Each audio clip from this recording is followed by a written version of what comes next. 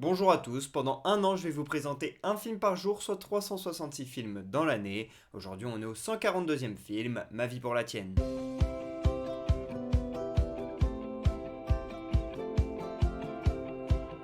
Ma vie pour la tienne est un film sorti en 2009 réalisé par Nick Cassavetes. C'est l'histoire d'une jeune fille, Kate, qui vit dans une famille américaine et elle est atteinte d'une leucémie. C'est un cancer des cellules de la moelle osseuse. On l'appelle également le cancer du sang. Et cette maladie bouleverse la famille. On a d'un côté la mère qui a arrêté de travailler et qui est aux petits soins pour sa fille, mais qui veut peut-être trop la protéger. On a au contraire le père qui lui va beaucoup travailler et va avoir tendance à fuir la situation. Le grand frère de Kate, il vit très mal la situation et est un petit peu oublié. Il se fait sa vie de son côté et voilà, personne ne le prend trop en compte. Et puis on a sa petite sœur qui, elle, est obligée de faire des greffes pour aider sa grande sœur. Donc c'est aussi une situation très compliquée et on va le voir tout au long de ce film. On a beaucoup de questions éthiques et sur la condition humaine qui se posent, sur les libertés, les droits de chacun. Et donc je vais pas vous spoiler quelles questions etc. on se pose, vous le verrez au fil du film, mais ça pousse à la réflexion. Le réalisateur de ce film, c'est Nick Cassavetes, qui a également co-scénarisé ce film avec Jeremy Leven,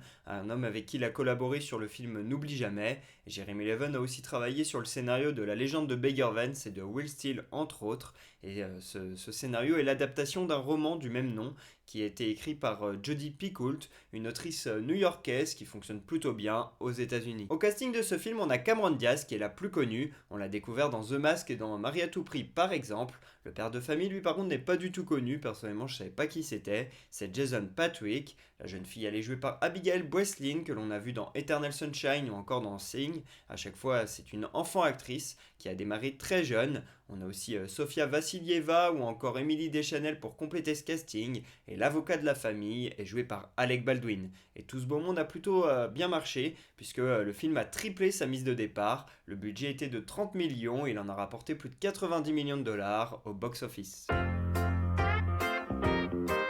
Si je vous parle de ce film aujourd'hui, c'est parce que l'on fête les 65 ans de Nick Cassavetes, le réalisateur de ce film, qui lui était fait pour le cinéma et il est né dans ce monde-là. Son père, John Cassavetes, était un réalisateur qui a par exemple fait Shadows, mais également un acteur qui a joué dans 12 hommes en colère ou encore Rosemary's Baby. Sa mère, Gina Rollins, était aussi très connue. Elle a démarré par le théâtre avant de rencontrer donc John Cassavetes. Elle a joué dans beaucoup de films de son mari, mais également dans les films de son fils Nick. Et puis les deux sœurs de Nick sont également dans le showbiz. Elles réalisent quelques trucs, quelques scénarios également, mais elles sont beaucoup moins connues.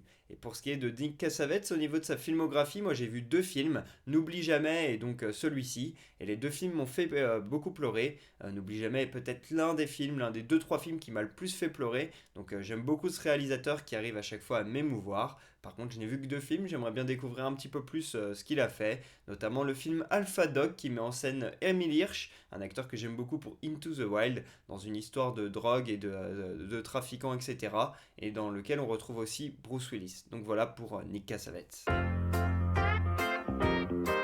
Ce film, je l'ai vu il y a environ 2 ans. Il faut savoir que j'habite à Paris, mais que mes parents sont en province. Et donc, je prends régulièrement, même très souvent, le train pour aller leur rendre visite. Et donc, j'ai vu ce film lors d'un trajet en train. Alors, je sais pas si le voir dans le train, c'était la meilleure des façons de voir ce film, étant donné qu'il est quand même très émouvant. Et que j'avais vraiment du mal à retenir mes larmes. Il y a un moment donné, il y a une ou deux larmes qui ont coulé. Donc, il a fallu être à peu près discret dans le train pour éviter de se mettre à chialer devant tout le monde quand même en public. Bon, ça fait jamais terrible. Mais c'est vrai que je me rappelle que à la sortie du train et tout, je marchais, le film était terminé, j'étais encore un peu dans l'émotion. Et puis là, j'ai vu qu'il y avait mon frère qui était dans la gare, alors que d'habitude, il est jamais là. Et donc, du coup, je l'ai croisé, ça m'a un peu ressorti de ça et j'étais dans une émotion un peu bizarre, un peu entre la tristesse de ce que je venais voir et puis l'étonnement de voir mon frère ici, puis la joie de passer un week-end avec eux, etc. Enfin bref, il y avait plusieurs émotions qui se sont mélangées, donc c'était un moment assez particulier autour de ce film. Je mets un 17 sur 20 à ce film. Si je ne mets pas plus, c'est déjà parce que le casting, à titre personnel, il ne me plaît pas tant que ça. Alec Baldwin, il joue un rôle plutôt bon, alors que pour moi, Alec Baldwin, il a vraiment une tête d'enfoiré. Il est fait pour jouer des rôles de méchants, de mecs horribles, etc. Et là, dans un rôle plus positif, j'ai eu un petit peu de mal avec son jeu. Et pareil, Cameron Diaz n'est pas une actrice qui m'attire beaucoup de sympathie. Et là, dans le rôle de la maman, bah, disons que j'avais du mal à ressentir quelque chose pour elle, etc. Parce que c'est pas une actrice que j'aime forcément, en tout cas pas dans ce genre de rôle, donc à titre personnel, je peux pas mettre plus parce que j'ai eu du mal un petit peu avec le jeu des acteurs, etc. Par contre, le sujet est très lourd et bah voilà, nous fait pleurer, etc. Je pense qu'il faut bien choisir le moment où vous le regardez parce qu'il va vous rendre triste, il vous met un peu dans un bad mood, mais il permet aussi de comprendre la maladie, etc. Et donc ça, j'aime beaucoup comprendre la situation de quelqu'un. Et donc pour ces choses-là, je mets 17 sur 20, c'était vraiment super de pouvoir se plonger dans une famille qui vit de telles complications liées à la maladie. Première anecdote, l'actrice Sofia Vassilieva s'est rasé la tête ainsi que les sourcils pour être plus proche de son personnage, comprendre sa douleur, etc. et pouvoir interpréter au mieux ce rôle. Sauf que dans le même temps, elle était en train de tourner une série, Medium, et donc pour jouer son personnage, elle devait mettre des perruques et du maquillage. Deuxième anecdote, à la base le rôle des deux sœurs devait être pour elle et Dakota Fanning, sauf que Dakota a refusé de se raser la tête pour le film et donc elle a perdu le rôle. Et d'ailleurs, quand on voit Cameron Diaz à un moment donné se raser la tête, c'est du maquillage et du costume, elle ne l'a pas réellement fait. Troisième anecdote, une certaine malédiction entoure le tournage de ce film malheureusement, puisque le frère de l'acteur Evan Ellickson qui joue le grand frère de la famille, est décédé d'une overdose pendant le tournage, et le père de Cameron Diaz est également décédé pendant la production, ce qui a donc ajouté au climat déjà très tendu et très triste du tournage.